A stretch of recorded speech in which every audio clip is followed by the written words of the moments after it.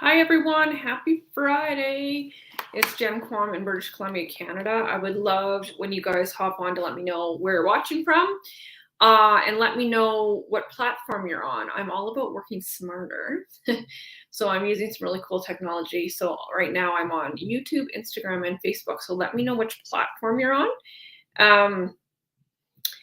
and how your week has gone. It is Friday, and some people really are grateful that the end of the week has come, and some maybe your week's just starting. You never know what you're doing. So welcome. Yeah, let me know where you're watching from.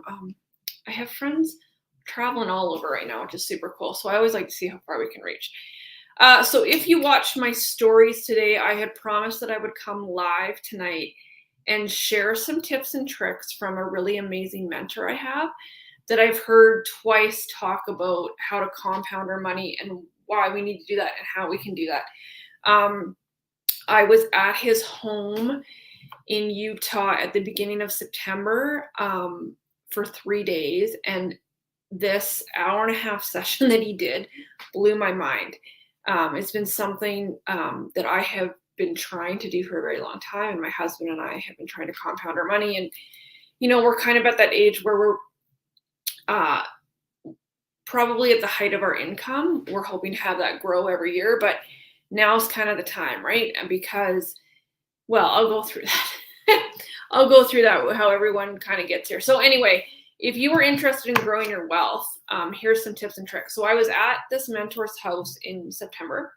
And then on Tuesday night this week, he did a more in-depth presentation on Zoom. You gotta love Zoom. And there were hundreds of us on. And I've shared that recording with some friends, especially business friends, but I'm happy to share it with anyone. So if this is something at the end of this year, like, yeah, I would really like to hear what Justin said, let me know and I'll shoot that over to you.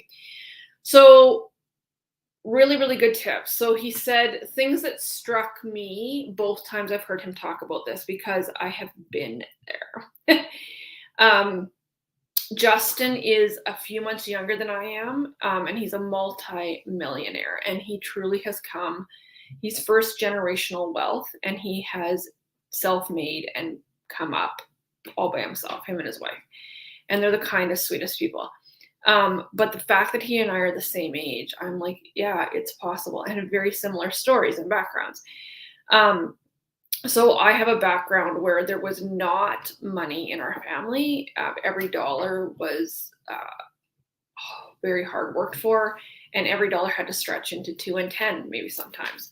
Like I remember as a kid, money was an issue. Very, very happy childhood, but very evident that money was an issue. So I really worked hard to make it not an issue for my family because money opens doors, and the more money you make, the more you can give away and make an impact in the world. I firmly believe that. So these were Justin's tips. So the other thing that struck me, that I'll back up just a little bit because I was like, yeah, been there, is poor people buy things. So poor people buy like movie rentals. I remember back in the day, I would go and like with my extra $4, literally my extra $4, I'd go rent a movie. Or poor people will go buy slushies or things. They buy things like takeout, right? Middle class people buy debt. And I've been there too. That's when you like try to keep up with the Joneses and you buy the house and the cars and the boats and the travel trailers and all those things. And then rich people buy wealth. So they buy investments and they buy things like businesses and real estate and investments that's going to compound their money and grow their money. So I've been there. So you want to, number one, make as much money as you can as quick as you can. And almost every millionaire you see in the world owns a business. I have an online business, and it has been the best thing that's ever happened to my family and the most profitable, right? So you want to make as much money as you can as quick as you can, right? And number two, you want to reduce your debt as quickly as you can. So this was an interesting fact. I was talking to some friends the other day. The average consumer debt right now is $90,000. So that's not your mortgage. That's like vehicle payments. If you have boat payments or toys like quads and travel trailers and anything you bought on credit, right? That is super high. So you want to get rid of that as fast as you can. And then number 3 is you want to grow your money. So how can you reduce your debt as quick as you can? And when it was laid out to me, I was like, super easy. So I want you to think about all of the things that you have, your monthly payments that you do not need. So I encourage you to go and add them up. So things like, how many of those movie streaming subscriptions do you have? Like, do you have Netflix and Prime and Crave and Disney and all of them, right? Like, I know people that have all of them. And the things that put us into debt the quickest are all the things that cost $10 a month or $20 a month, because they're not onerous, but when you start adding them up. So go and figure out and go add up all those things that you're paying out every month that you don't need. Are you going to a gym are you paying to go to a gym that you never go to? I pay a monthly fee to my gym and I go all the time. Like, that is kind of a non-negotiable for me and my health. But do you have a gym membership and you're never going there? It's time to cancel it. Do you need all of these movie streaming things? Do you use all the data on your cell phone plan? Could you reduce it, right? And reduce your cost. So what you're going to do is you're going to go and add up all of those things and you're going to find your number. And whether it's $50 or $450, you're going to claw that money back. Now, this is what you have to do with it. You can't just let it sit in your bank account, because you will spend it. You have to find that number and say, okay, I am used to spending that X amount of number each month. Let's say it's $200.